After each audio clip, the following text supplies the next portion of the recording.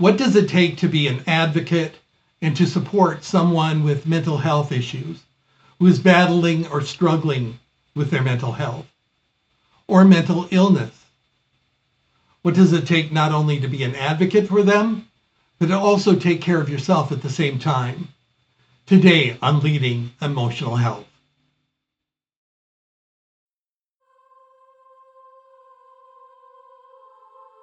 This is going to sound absolutely horrible, but I was looking forward to Mom passing away for her and her peace of mind, finally, because by then I knew so much about what possibly might be wrong with her. But talking with other healthcare professionals and doing my own research, I knew there was little hope for her.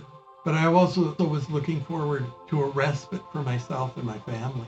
Foremost, to end her physical and mental torture that had consumed her for so many years. What I'd really come to understand is that my mom did not choose her illness. No one does. And that she did not choose her own abuse that I am sure she was subject to. I did my best, but it fell short many times. I decided that I was going to do the eulogy at her celebration of life. During the eulogy, I was going to stop everybody from whispering behind her back, and I was going to silence those whispers and tell the truth about who my mom was, the struggle she had because no one had ever done it before, and to honor my mother in the best way possible by talking about the great things that she had done. Because I knew in this small community, people were coming there just to see how we would treat that. And they were coming there to whisper about her, as they had done for years. And that was going to end. Much of the time I spoke about and honored my mother's talents as a mother, a working woman, which was extraordinary during that time, a community member, a chef, a seamstress, a gardener, an amazing musician, and her love for life and laughter. After the service and months later, and it still continues now, people would reach out to me and ask me for a copy of the eulogy. Some told me about their own struggles with family members who had similar situations or that they were in, and some even talked about their own struggle with depression and mental illness, and how much what I said meant to them. One even told me that she now knew what she could say when her own father passed away, because until then she didn't even know if she could show up for that service. Others explained to me that things now made sense about my mom, that there was always this contradiction. They saw two mothers, this shining light and then this chaotic woman. And now it was crystal clear. They understood who she was and her extraordinary battle she had to fight her entire life. Finally, her sister, her best friend, her closest confidant, and her greatest defender came up to me, and I was so afraid that she was going to be mad at how I treated this, hugged me and said, "You did good, and you made your mom proud." Mom's passing was a huge trigger for me. I found myself having to go back into therapy. It's like all the monsters that I had dealt with in the past came raging back. And I was once again that scared child, afraid for myself and for my mom, and just not understanding what was going on. I found myself struggling to find answers to the same questions. To make things even more compounded, my mother-in-law passed away. My wife was diagnosed with cancer. We had other family issues that we were managing through, and we had decided to sell our house that we had been in for over 30 years and get ready to relocate. So I hunkered down and concentrated on family healing.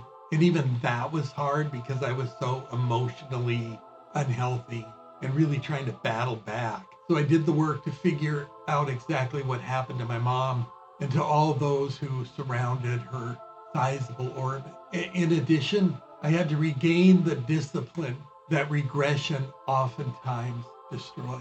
As I've explored, studied, collaborated, developed content, tools, and resources to applying emotional health to leadership and outside of leadership the past 5 years, I started to go back to those foundations, I began to really begin to see daylight. In addition, I spent time, of course, a lot of time talking with people that I made contact through my mother passing, and after that through other people connecting with me, listening to their stories, their struggles, and their victories, giving them advice and counsel, and just being a shoulder to lean on.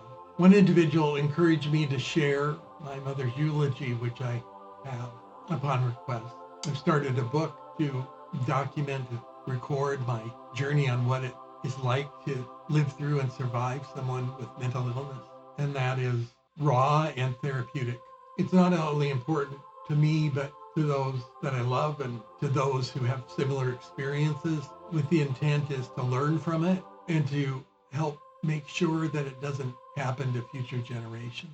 My mom was not defined by her mental illness.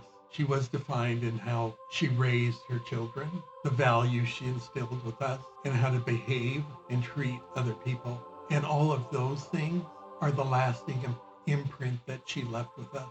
The monster that she couldn't shake was not something that she manifested herself, and it took away from her life.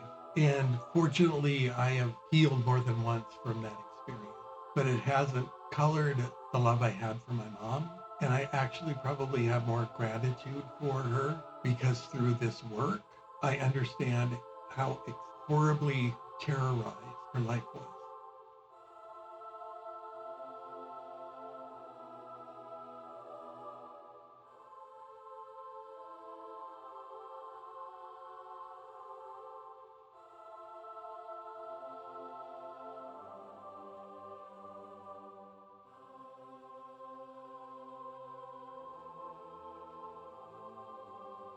If you've learned something from this or found it curious, please like the video and share it with someone that would find this information valuable. And leave a comment and begin a discussion, because sharing one another's experiences is what helps support one another who have been through or are living through a similar situation.